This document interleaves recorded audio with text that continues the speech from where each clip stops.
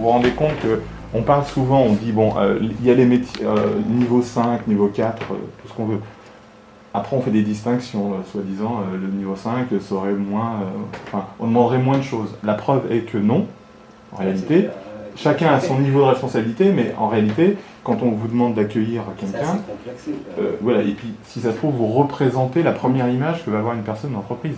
Donc c'est pas rien d'accueillir des gens en réalité. Voilà. Et donc il n'y a pas de petites compétences ou de grandes compétences, il y a de la compétence par rapport à son poste. Le centre Jean Moulin est un établissement médico-social qui a pour objectif l'insertion sociale et professionnelle et l'inclusion sociale et professionnelle des personnes en situation de handicap. Et la caractéristique de ce type d'établissement, c'est que nous avons des professionnels du champ pédagogique et du champ médico-social. Ces deux logiques, parfois collaborent, mais souvent s'affrontent parce que les métiers, les origines, on va dire professionnelles des uns et des autres, ne portent pas le même regard sur la personne accueillie. Et on a souvent affaire à des affrontements et les collaborations sont difficiles parfois à construire. De construire un référentiel commun entre les professionnels du champ médico-social et les professionnels du champ pédagogique. Voilà l'origine, on va dire. Comment on croise les regards et comment, surtout, la personne n'est pas un objet, mais est bien acteur de l'évaluation de ses propres ressources et compétences. Et déjà, les stagiaires en parcours de réadaptation se rendent compte qu'ils ont déjà des compétences. Et tout n'est pas nouveau. On n'a pas affaire à un collégien qui apprendrait tout, qui partirait de zéro. Et ils ont un parcours de vie, ils ont des connaissances du monde de l'entreprise et tout ça, c'est des choses qui sont à valoriser. Dans quel cercle, quelles compétences aujourd'hui, ce que vous faites, ce que vous souhaitez faire? Donnez-nous ce qu'on appelle le positionnement sur les compétences. Moi, je me suis mis en position 2,5, entre 2 et 3. Alors sur quel axe? Sur l'axe informatique.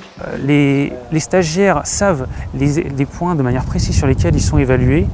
Ils savent à partir de là quel est le point sur les critères d'évaluation. Donc on peut discuter sur du concret, sur des critères qui sont objectifs et pas seulement sur un simple ressenti.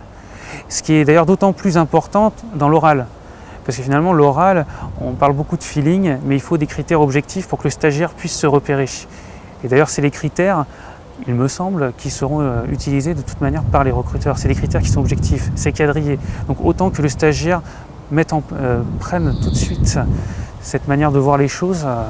Oui, parce que moi, je suis du coup timide de nature. Oui. Et là, j'ai réussi à accueillir la personne en face de moi, pas paniquer. Je l'ai écouté et j'ai aussi ramené ce que j'avais à lui dire. Il y avait un effet de valorisation évident pour les personnes, de reconnaissance de leur connaissance, mais au-delà de la connaissance, quoi, du fait qu'ils sont les premiers experts quand même de leur expérience. Comme historiquement, la plupart des CRP utilisent des titres professionnels, il se trouve que ce fameux référentiel emploi, activité et compétences, qu'on appelle le REAC, en fait est devenu quelque part une sorte de référentiel de formation, alors qu'à l'origine, ce n'est qu'un référentiel métier qui décrit quelles sont les activités, les 2 grandes activités ou 3 grandes activités et les tâches qui sont associées à ces activités. Et là où c'était intéressant, c'était que finalement quand on regarde en détail le REAC, on s'aperçoit que l'idée des compétences transversales, elle existe déjà dedans. Enfin en tout cas des savoir-faire relationnels, organisationnels, et que cette dimension-là, elle n'était pas suffisamment prise en compte. On s'est aperçu, et les formateurs en travaillant dessus, ils s'en sont aperçus, que dans quasiment tous les métiers, il y a des choses qui se retrouvent. Le fait de devoir rendre compte, par exemple, de devoir organiser son activité, ou alors d'appliquer des normes, des méthodes, ça c'est valable pour tous les métiers finalement, mais c'est l'objet qui change. C'est-à-dire j'ai choisi et utilisé les outils informatiques et bureautiques nécessaires et adaptés à la communication et la gestion.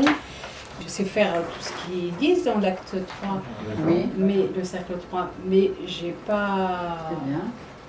Je sais pas, j'ai paniqué, je sais pas ce qui s'est passé. Il s'agit en fait de pouvoir montrer ce qu'est le métier en termes d'activités différentes, en termes de mobilisation de compétences, pour ne plus que ce soit quelque chose d'imaginé comme la tâche A suit la tâche B, suit la tâche C, mais que c'est quelque chose qui se rapproche plus de la réalité, de ce que vont vraiment faire les gens en entreprise et ce qu'ils vont vraiment faire une fois qu'ils seront en situation réelle de travail. Ça avait du sens. Ça avait du sens parce que ça leur permettait effectivement d'évaluer leur progression. Ça n'était pas extérieur à eux. Pour ma part, moi je pense que les politiques publiques vont dans ce sens. Donc en tant que directeur d'établissement médico-social et de réadaptation, je pense que c'est une base très utile.